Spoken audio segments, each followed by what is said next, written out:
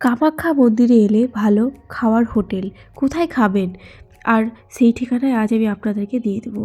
আমরা চলে এসেছি এই অন্ন সেবা ক্ষেত্রের পেছন দিকে, আর এটা হচ্ছে অন্ন সেবা ক্ষেত্রের এক্সিট।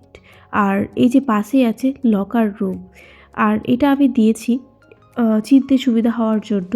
এবার অন্ন সেবাতে দুপুর ৩টা পর্যন্ত খাবার পাওয়া যায়, কিন্তু যদি দুপুর ৩টা বেজে যায় তাহলে তো আর পাওয়া যাবে না, তখন তো আমাদেরকে হোটেল থেকেই খেতে হবে, আর রাতের জন্যও হোটেল থেকেই খেতে হবে।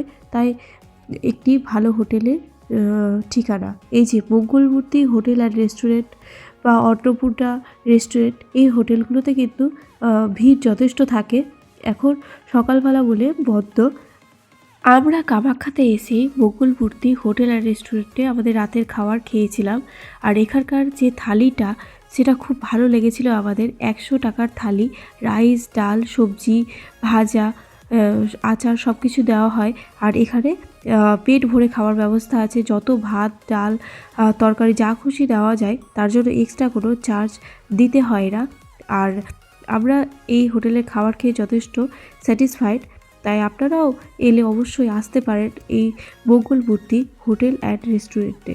Thank you.